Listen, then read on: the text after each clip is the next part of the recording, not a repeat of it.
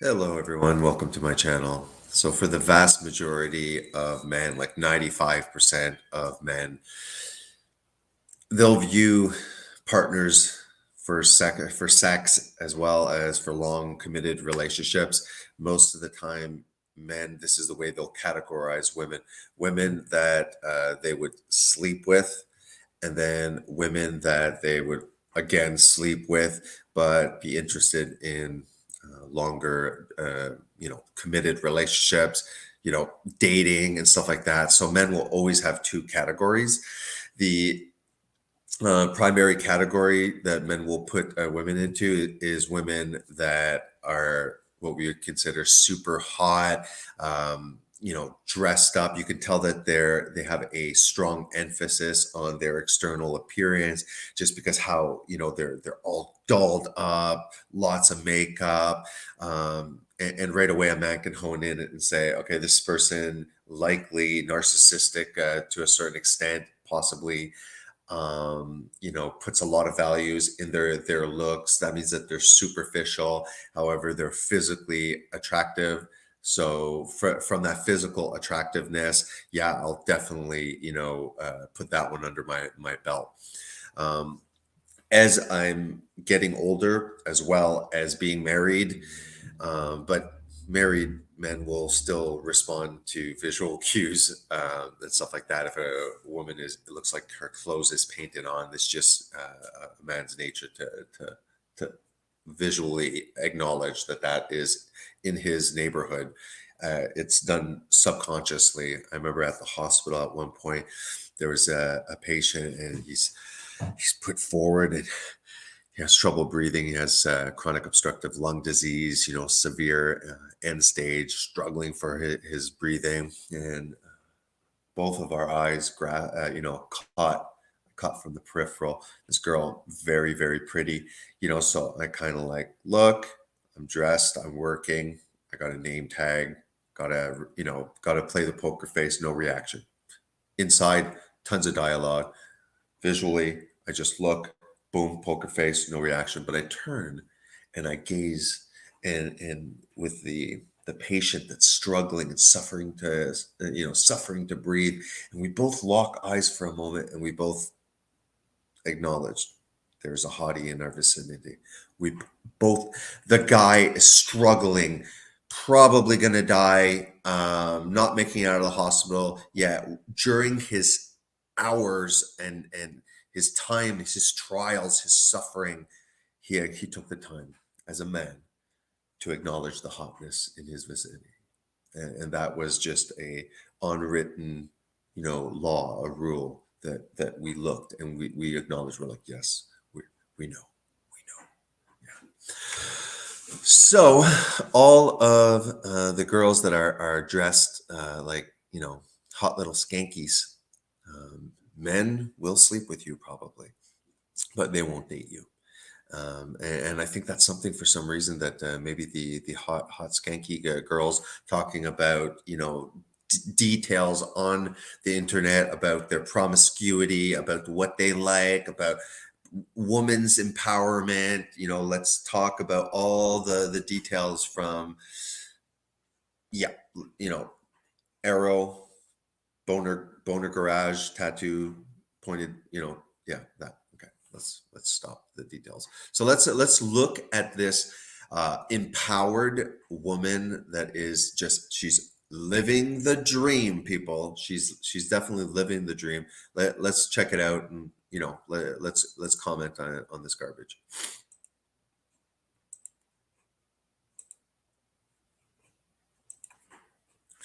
So men in reality will be attracted to the classical qualities that a traditional woman, uh, you know, the social structure of what they say, a modest woman, a modest, hardworking, you know, humble, family orientated, maternal towards offsprings, desiring, expressing that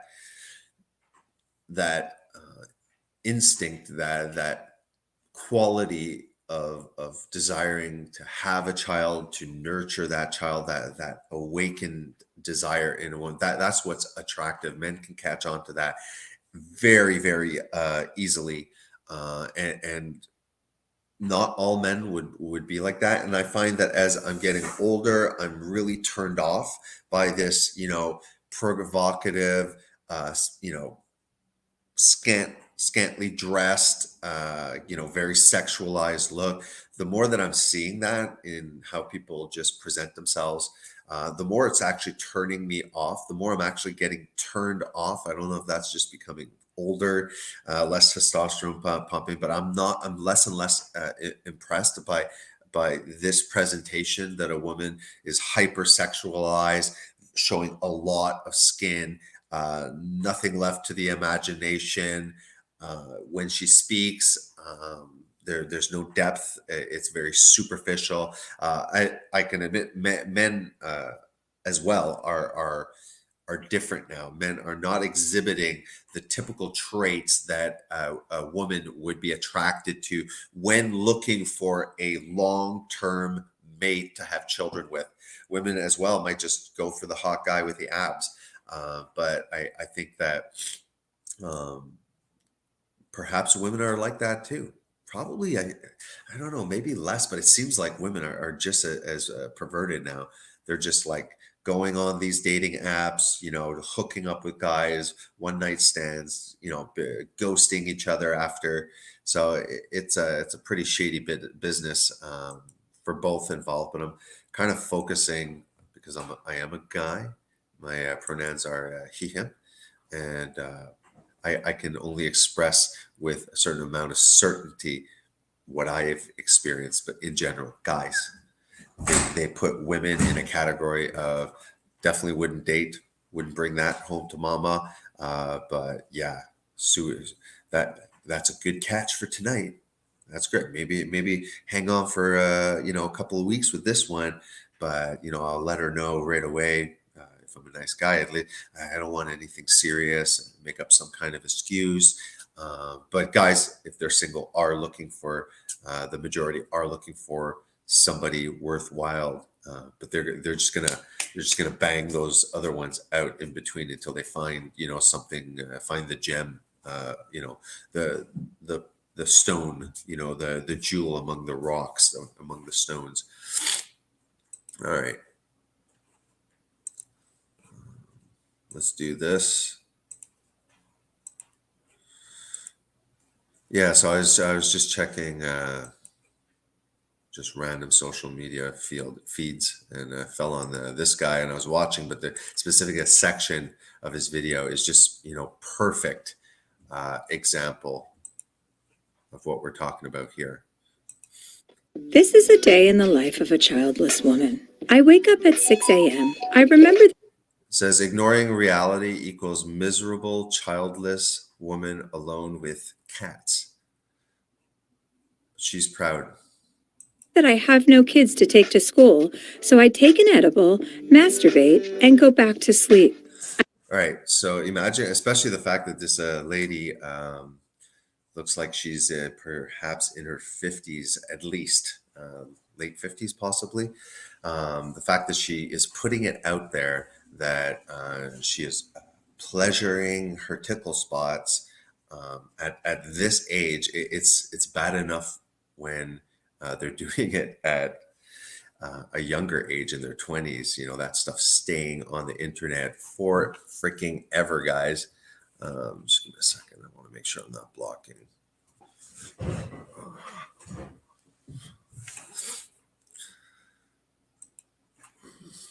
So yeah, the fact that the first thing that comes out is, yeah, I wake up and I can get high on drugs first thing in the morning, and then I can lustfully smack and rub my tickle spot, take a little drive, spend some time with the man in the boat, these kind of things. Very classy. This right away, a man's like radar goes up, like beep beep beep beep, possible mother material, possible long-term qualities, possible.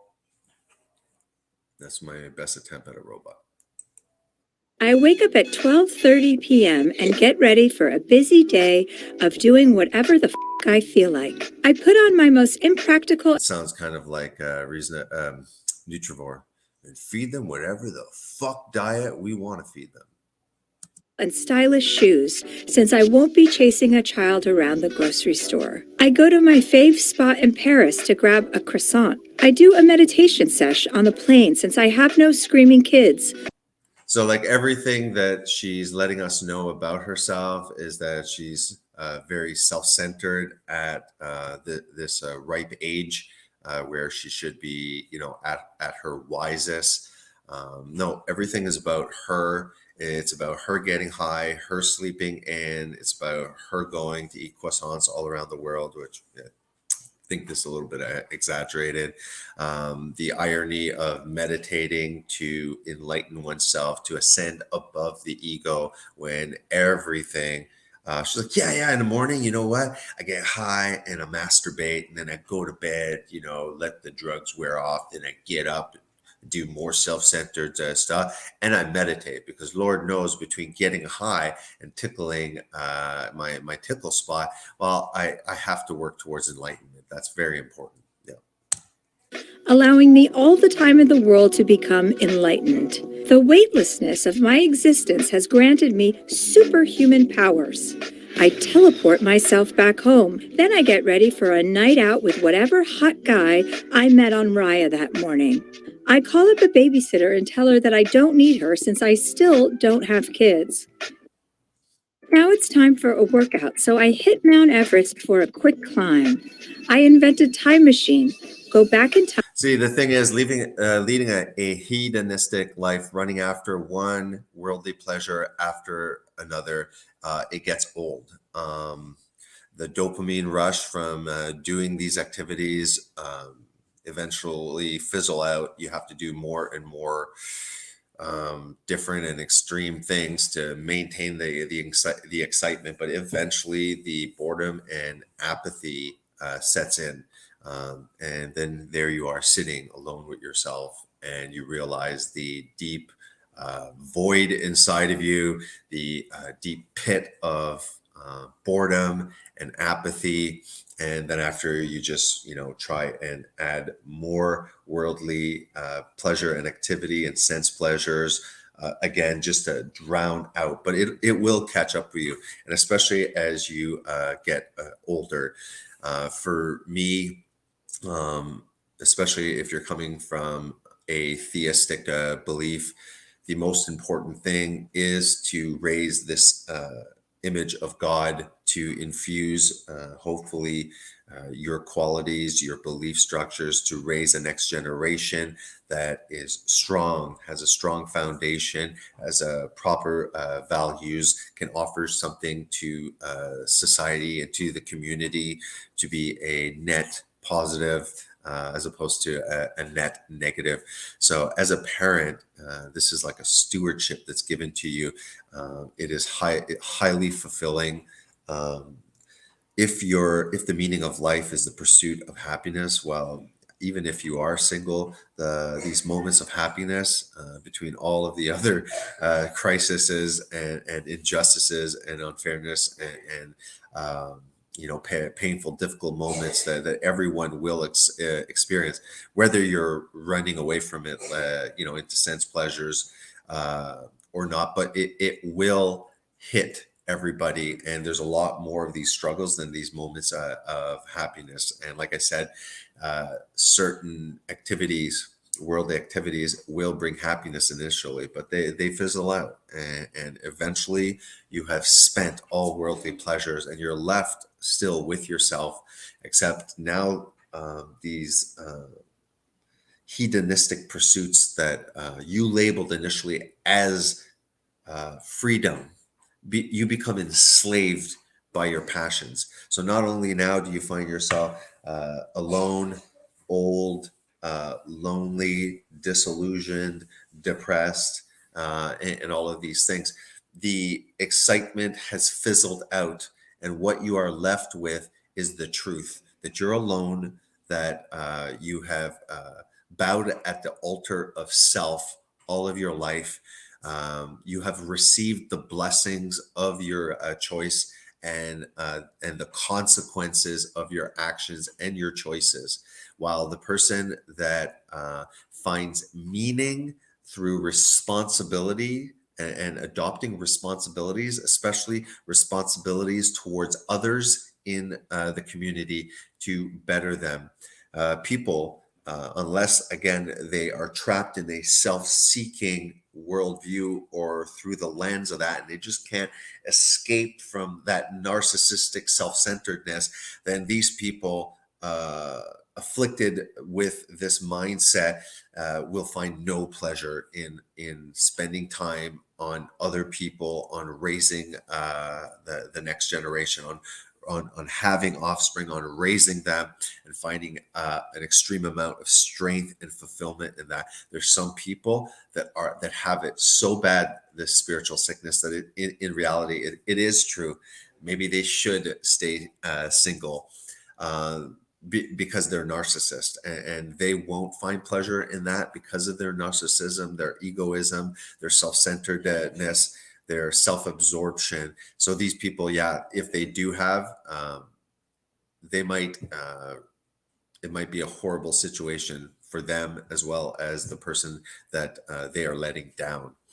But again, this is the typical example of a woman that in the end will not have any family to as a support structure, as a social network for these people. Obviously, the majority of these, I'm pretty sure, would have rejected uh,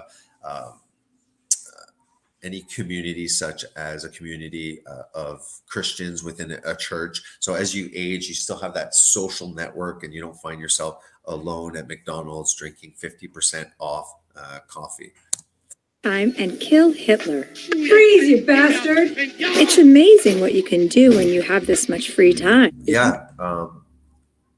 People that have children and are raising a family, they also have spare time, but their spare time is wasted. I guess you would call it wasted.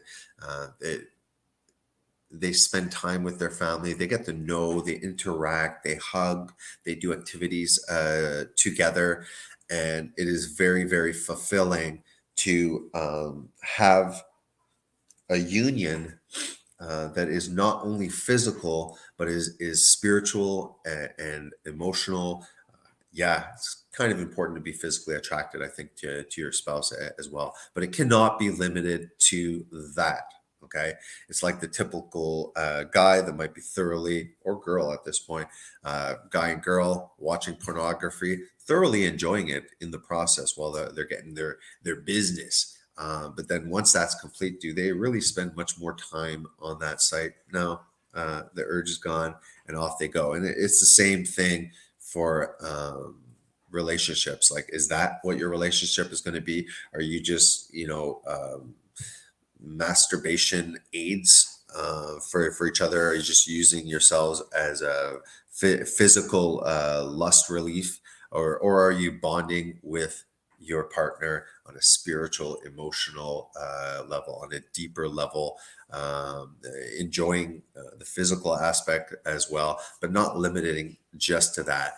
A deeper level of intimacy, of celebrating the symbolic representation of man and woman together, and also representing higher truths such as Christ and the body of believers that are often symbolically represented as the bride and the bridegroom, Christ and the body of believers that he refers to as the church, not a church written in stone, not a church built with stone and mortar and brick, and it's a spiritual body, the body of believers that only really God knows about.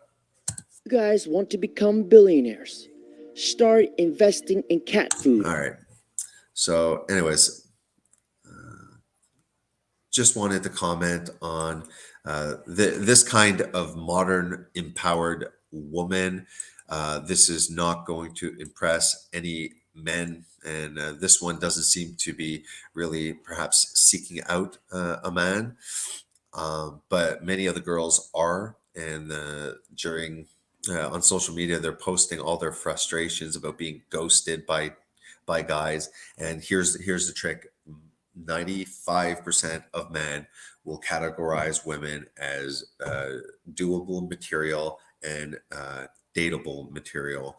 And you might be getting a lot of attention. You might be able to be getting a guy every night. And as a woman, you might be thinking that that's empowering, but it's not empowering at all. It is deep. It is disrespecting yourself, and you're going to get plenty of dudes wanting to connect for with you, but none of them are going to be interested in bringing you home to mama. So wake up, that's the truth. And time to return to what a modest, hardworking, humble woman adorned with uh, many inner qualities and virtues that men are still looking for in between all the hot, scantily dressed mamas. All right, maybe I'm wrong, but that's the way I see it. And I think that's the way the majority of guys see it. Write down your opinion, your comments in the comment section. Tell me if I'm right, if I'm wrong, or if there's other things that need to be added. All right, thanks a lot. See you guys. Bye.